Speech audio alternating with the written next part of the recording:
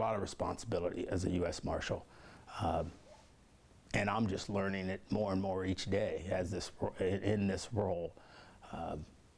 The number one priority is the protection of the judicial processes, the judges, the U.S. Attorney, and the judicial process here in the Southern District of Ohio. That's our number one priority.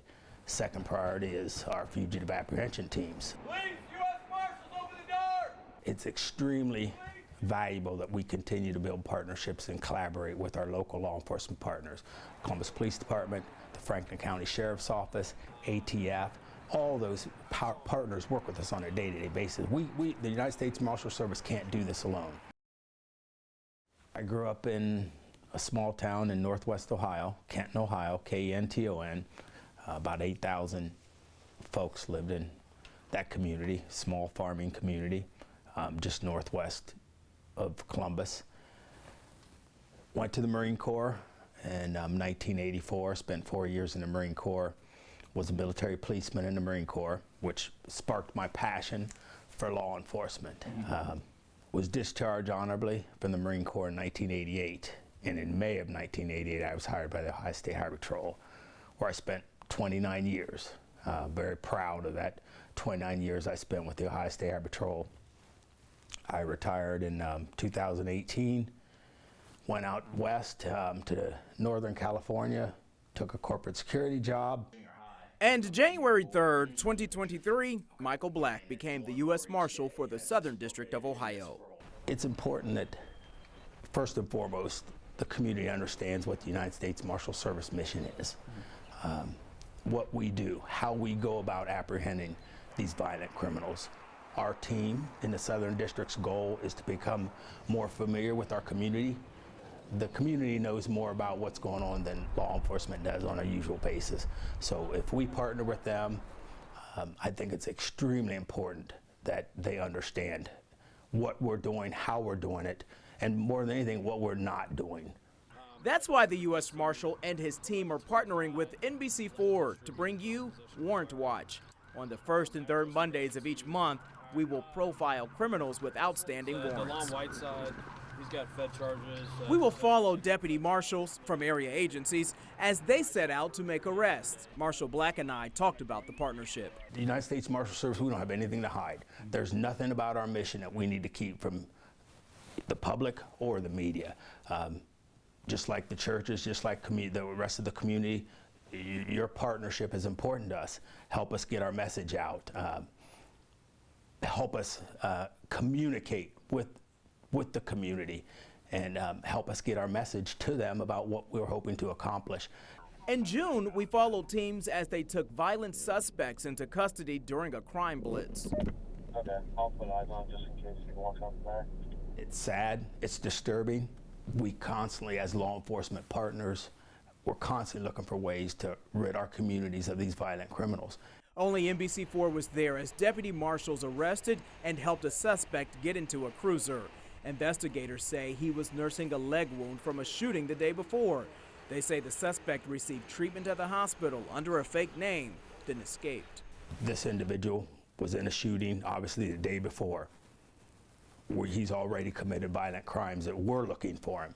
You know, if we don't remove him from that community, what's he going to do next? And that's our goal. If we can get them out of the communities, I don't think anybody wants these violent criminals in their communities. If we can catch them, bring them in, bring them to justice, we're going to stop them from committing another crime in those neighborhoods. I asked Marshal Black about his goals, his dreams as a child. When he was, say, 10 years old, what did he see himself doing as an adult? You know, that's a good question. And I don't really know, because I don't think my goals had really formulated at 10 years old. I was just enjoying being a kid. I never would have believed I would have spent the last 39 years in law enforcement. Marshal Black is the first black marshal in the Southern District of Ohio.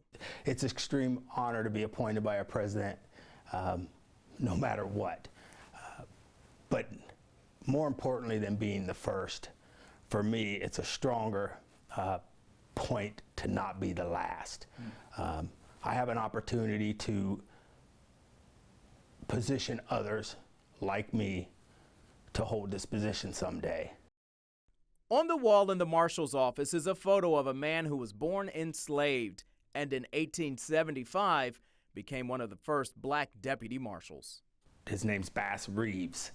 It's important for me to have this in my office because in order for me to be where I am today, this man started it. It's important to know where we started and where we are today. Kind of holds you accountable when you see it. Yes, sir.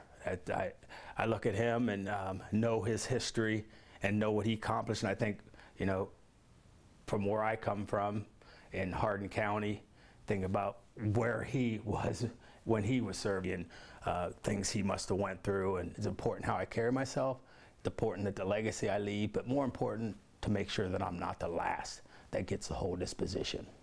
I think it's important because that 10-year-old boy, and was that Hardin County? Yes, sir. Who didn't know what he wanted to be, can see himself in someone else and think, maybe I can do that. Yes, I agree. And they can't see it until someone actually, you know, gets in this position. And I'm extremely proud. I know my hometown is proud. My family is overwhelmingly proud. My dad, I know he's extremely proud. He's not with us anymore, but I know how proud he would be to see me in this position. I don't know that he would have ever forecasted that his oldest son would hold a presidential appointment. So the legacy is important, you know, to pay it forward, make sure I honor this position, but also take the opportunity to mentor others and make sure that they believe and they understand that they also can hold this position someday. During his local swearing-in ceremony, my mom held a Bible. Judge Marby, the chief judge, swore me in. As we stood there, tears ran down my mom's eyes. You know, I don't think she would ever believe that she'd be standing up there with her son getting sworn in to be United States Marshal. but is he making a difference? I hope so. I spent 39 years in law enforcement, and it's not getting any easier, but we can't give up. And I talk about this all the time with members of our team. You know, it's extremely important that we collaborate with our law enforcement partners, more so today than any day. As the crimes get more violent, more weapons violence, we have to work together.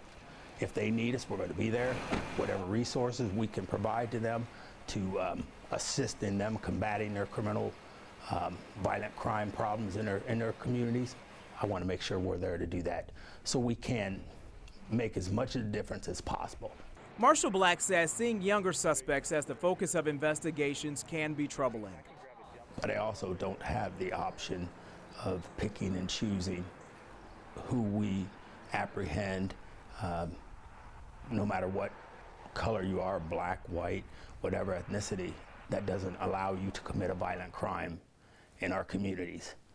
So we are tasked, I'm sworn, to go after these violent criminals and bring them to justice.